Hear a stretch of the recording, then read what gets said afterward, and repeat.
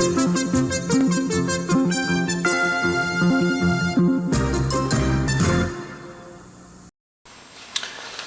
today I wanted to get a few things on video here.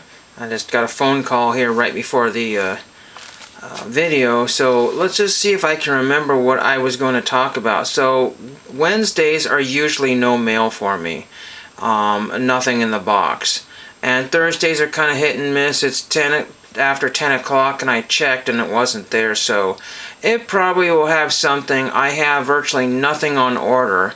Well, I would say virtually nothing on order, but nothing that's scheduled right away, you know, things February and stuff like that. I still have not made a COMC order since they've changed their shipping. I don't know what I'm going to do, because I have to figure out how I'm going to do all these things, because a lot of the cards I order are time specific. You know, if I need an Elroy face card, I don't need it 6 months from now, I need it yesterday. You know, if that makes any sense to you, those people.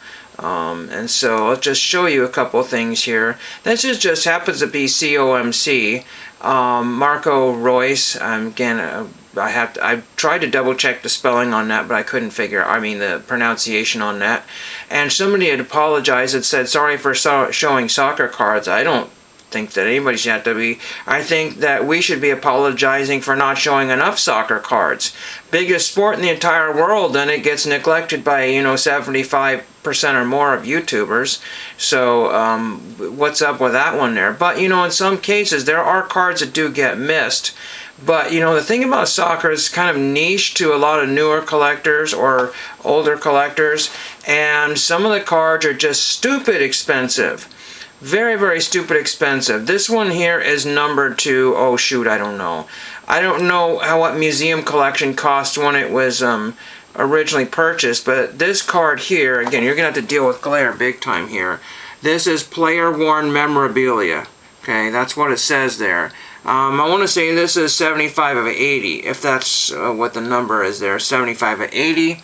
There's a couple of them for $50 each on COMC. I don't know if that he's well enough known outside the soccer community to basically warrant paying $50 for a yellow stripe there. Now, it's not what we call a napkin relic, but we want to zoom in on it again, and we want to go back to it. It says, again, player worn memorabilia. This relic contained in this card is not from any specific match, event, or season. So what is it then? You have received a jumbo relic of Marco Royce. Doesn't say it belonged to him, doesn't say he wore it, doesn't say anything. It just, you know, I have a feeling, now I don't know when this come out here, but this is 17/18, so it might be still okay. But again, it could be a practice jersey, it could be one that Topps had him touch, you know, or it could be something that Fanatics basically said, we've got all these extra jerseys that no one bought, or, you know, damaged ones, you know, beyond our lowest of quality. We might as well just cut them up for, you know, whatever. You know, it could be like nameplates stitched on wrong or anything. Or it could just be a bolt of their fabric from Fanatics. Do not have any idea what that is. It's not some specific anything, but again, would you pay $50 for that? Actually, what I was doing was looking for a binder before the phone rang, and I wanted to share with you very quickly before I forget. Years ago, and I tried to find the video, I found another video, but I made a video on some movie, I should say television props from the Librarians. And guess who was in the Librarians? Yeah, John Larroquette. So I might see if I can find one that I can spare to risk through the mail and say, Mr. Larroquette, would you sign this? And make sure it has some sort of, you know, easy connection and doesn't look like he's just signing a random piece of paper. There's a library card that I got, but people are asking a lot of money for the last remaining Librarians props on eBay because they have basically lotted them together, and so there are no, you know, $5 and $10 props anymore. There just aren't. You know, if you find something under $20, it's just a blank piece of paper and it's nothing special there. So anyway, that's what I had to say about that one. So I'm thinking that I might send John Larroquette the library card, and hopefully that will be signed all right there. So I wanted to show you a few other things here. Again, what I was looking at here, I cannot remember all the windows I had here, but really, would anybody pay that? You know, I'm just seeing crazy amounts of numbers throwing on everything. Now see, again, this is from 1718. How long have these been on COMC? That I don't know. We want to go back a little bit here. Again, I was looking up relic cards here, and it's crazy because, you know, when we get to the MLS, Major League Soccer, some of those things have been abandoned on eBay and COMC for decades, essentially. Actually, I got 23 pieces of memorabilia for this particular player. We're looking at $50. Now there's some $18 ones, but again, these are Panini. Again, do I trust Topps better than Panini? Maybe. Which one has all the logos, or some of the logos, or most of the logos, or none of the logos? This one's numbered to 99 edition. Again, this guy, and I'm going to show you very quickly here. This is from 23-24, so this one here has got some sort of stripe there. And what will it say here? Player worn memorabilia. So, but it does not say which player. That's what's really bothering me. So, player worn memorabilia. You have received a Topps certified home relic card from Topps Borussia Dortmund China edition, 23-24 player worn memorabilia. And I said, it doesn't have any specific match, event, or season. Ridiculous. So basically, again, the price is going up, but the value is going down, you know. So people are going to look at that and say, hey, this is one of those ridiculous, you know, Fanatics jerseys that they stuck in a card and basically said the player wore it. Oh yeah, again, photo shoots, I'm just so over photo shoots. Now, we're going to go back here. And the reason it's so ridiculous for me to even think about buying even just one of these cards. I see people, you know, going and grabbing Dustin Pedroia cards, and I'm trying to think of all the Shohei cards, and people have all the PCs of these big names, or we used to be big names. Some people, you know, are doing the Pete Alonso thing, and the Juan Soto, and you know, a lot of the Philly guys player collect. But, you know, if you just pick one player, just imagine, one player. There is over 565 different Marco Reus listings on COMC alone. 500 and some listings. Now again, some of those are the same card in different conditions. But if you just went to Trading Card Database, there's probably over 1,000 cards or more. 1,000 cards. And I mentioned this in a number of videos before. I was a Gary Lucas player collector and a Henry Owens collector. Gary Lucas is just a person that I picked out of thin air and said, I'm going to start collecting his cards. Not only to find out that he's got 100 different Junk Wax era cards, and maybe a couple from before the Junk Wax era in the late 70s. Then Henry Owens, there's two of them, but the major Henry Owens, who played barely even a year for the Red Sox in 15 or something like that, he essentially, maybe it was before 15, but a long time ago. And he has over 1,000 cards that were printed in a couple years, way over 1,000 cards. And there's just rows and rows and rows of 1-of-1s, 1-of-5s, 1-of-10s. You know, it's just absolutely nutso. There's no reason for that. Henry Owens, if you didn't know, he had something ridiculous, like more cards than like Harold Baines or somebody. I looked it up. I don't think it was Harold Baines, but he had more cards, maybe not necessarily manufactured total, but he had more actual individually different cards than Harold Baines or somebody crazy that had a long career that's in the Hall of Fame.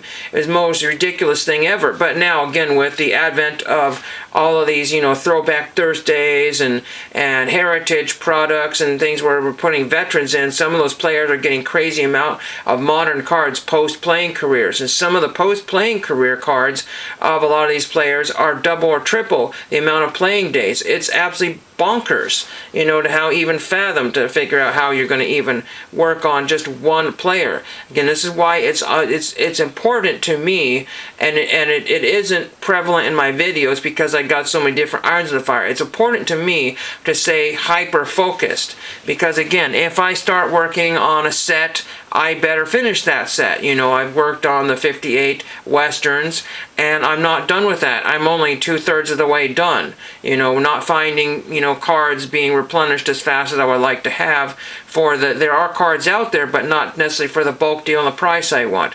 So I don't want to go back to Dean's Cards, pay the $5 for shipping, and find out I'm buying 3 cards. That's $8. That's $8, and that's only 3 cards because I didn't get every single one that they had, and then I should have got the other 3, not thinking, $5, that's $8, and I can get those cards, closer to half that if I do my homework, and I don't really want to, and then I still need like 30 plus cards there, and it doesn't do any good for me. And then, we got Panini stickers. Again, I don't really care for Panini stickers. It's not my thing. I have them, and I do collect them if there's a reason to. But, the average price of a base card these days is at least $1. I'm going to go to eBay here, and I was looking up on eBay here if I can get to it here. So yeah, so we're looking at this Marco Royce triple card here, and again, I was very frustrated. This card here is $4.50 for shipping and $5.50, so there's 4 hours, 3 o'clock that this will be done. This is Obsidian, so it's not a $50 card at the moment. Who knows what they're going to be paying for this? But what's frustrating is that now I need to go to a different seller or website, see if I can find the same card, comp it out, not the comping part of it, but I want to see what the back says. This particular seller does not have a picture of the back of the card. That's always very, very frustrating. 9 viewed people in the last 24 hours. Now, if you didn't know, I believe he's currently, with the LA Galaxy. So that puts him in a different category because LA Galaxy is the big team. I believe David Beckham probably paid for the LA Galaxy with my limited knowledge of, and David Beckham cards are still popular. Whatever he's doing in the news, I don't really care at the moment there. But again, see, so if you're not prepared to pay $10 for a card, you basically have to get out of the system here. Yesterday, there was a card numbered to 25. Okay, and that thing sold only for $3. Not of this particular player, different player, Japanese player, not Shohei, somebody else. It was numbered to 25. It only sold for $3, $5 for shipping. I missed, my timing, and I got outbid by a quarter. So $3.25, and there's somebody that wanted a card number to 50, so that's double the print run, and they wanted, 10 times that or 5 times. I think they wanted $40 or $50 for that same card, but it was numbered to 50, and the number to 25 only auctioned for $3.25. This is what I say. I know G's Mikey says auction style, but again, a lot of the auctions that I participate in, I pay more than, I don't want to pay more than I need to. And go back here and see what we have here in the choices, and I tried to go to the lowest first, but you know how they basically like to block me from that. There's one that's 15, again, just big piece of white relic there. Not knowing, only thing that I notice about most of these jerseys anymore are more or less color matched. Sometimes they make no sense here. You got this guy, Galaxy gear, and you've got this particular black jersey right here. Again, I'm not a fan of jersey cards because I can't guarantee the authenticity. And if they can't guarantee the authenticity, that looks, maybe that's dark blue or something from this here, but it looks like it's from a completely different jersey. No actually earthly clue. But again, this enclosed player worn material is guaranteed by Panini. So I don't know what they're guaranteeing, that he wore it or what they're doing. Really have absolutely no earthly idea what is going on here. All these weasel words. This is exactly what it is. It's weasel words. This guy was born in 1989. So to put that in perspective, I was in like freshman, 8th grade freshman year when he was just a baby. That's pretty funny. So kind of cool. Cool, I don't know what cool means, but and let's go back one more here. Some of these I really just like the designs of. I just think that they're uber cool here. Again, I don't know what this is here. Look at this card here. It looks like Germany in the middle there. Now, I don't know if that's part of the card or what this is here. Let's see what that stripe is there. It looks like a swatch of fabric there. But I can't tell if that's a swatch of fabric there. That's a swatch of fabric, and that's a swatch of fabric there. And on the back of this one here, it says, if I can get to it, this is seal OMC. The day that I pay $40, Futera, all rights reserved. Now, I don't know who owns Futera or who prints those, but at one time you could, I don't know what it says here. It actually says nothing on the back here from what I can see. It's kind of interesting. It actually says nothing. Game used memorabilia. That's what it says there. No earthly clue what that is. Again, all these companies here have very loose interpretations of what's real and what's not. And again, for me to basically, that's why a lot of the relics are sitting at the shows for $1 and $2. We don't know what the heck they are, but now people are buying the older relics because more of those turning out to be they're actually what they say they are. Go back one more time here and we'll be finished up here. This is just filler video. Again, I like the designs of this one here, but I hate the fact that it's sticker. And that card that went to Japanese player that went to 25, number to 25, it was on card auto. That's crazy. And those are sold for $325. And then people just go gaga for on-card autos, but again, it's only because it was a design that I was more interested in. $150, $35, $50. And again, his base cards, we just want to get out of this and go to his base cards here. Show you how many cards there are. And there's 2,700 listings. Lots of $5 cards. Lots of $3.99. Located in China. Again, what I'm seeing here is a mixture of garbage on here on eBay. Because back in the day, you would not have located in China. You would not have located in Singapore. I don't want China or Singapore. Ever since I swear, ever since the whole tariffing thing or whatever, through all the different countries have come in, eBay is very happy to, maybe they collect more revenues from this, from all the returns and the changes and conditions and concerns or whatever, but I'm seeing a lot of Australia, and those are the first, and many times those are the first listings. eBay knows by now my zip code. They have it, since 1997 or 98. They've had my freaking zip code, so they know where I'm shopping from. They've been tracking me since day one. So why are they telling me that I need Australia, I need China, I need blah, blah, blah, blah, blah? And I don't want to mess with those countries. I don't want to wait for a month for my stuff to almost or maybe even never arrive. Never mind, the seller might be okay. I just don't want to deal with that. So, it used to be you could filter out the worldwide listings. But when the worldwide listings are in there, I don't know. I think you can still do that. Let's just try one more time here. I'm almost done with the video here. I just kind of talked a little bit longer than I wanted to here, but we just want to go to US only. And just hope those China sellers still don't show up here. Again, nothing against China, because but anyway, okay, so now we only have 2,200 results. Phew. But again, if you have thousands of results, why should be the first page listed from countries that I don't even give 2 cents about for buying cards from? It really makes no earthly sense there. And again, I'm really loath to buy cards that may or may not be legit. Some of those printing companies over there, you know how the toys, the unpackaged toys, are identical to the ones, and you find those at the Goodwill store. You don't know if those are the legit toys or the copy toys. Because once the toy line is done, they sell the plans and the things to everybody else, and they make them just the same way. It's just ridiculous. So a lot of counterfeiting going on. And probably baseball cards will be almost nearly identical. People said it's scary how close these things get. And some people are just not going to look. The Pokemon card I got at the Goodwill, very high quality card. Very high quality, sometimes even higher quality than the Pokemon itself. So I'll do my little homework here, see if I can find anything interesting I want to take home. And then the reason why I brought this up is I was looking up to see what Burbank sports cards had on Fanatics Collect. So I'm going to hammer that home. People still don't know where Burbank sports cards is and their Fanatics Collect. And a lot of the stuff that I remember buying from them is still there. If somebody didn't want it 5 years ago, they ain't wanting it now. So that's somebody mentioned that in one of their videos. And I mentioned also the fact that I bought cards back in the day that were $0.25, and they're still worth $0.25, and I'm not going to wait until I'm another 50 years for those cards to increase another quarter or 50 cents. So don't think that all your cards are going to zoom up in value where people are going to instantly trample each other to get them. So don't overpay, and thank you for watching.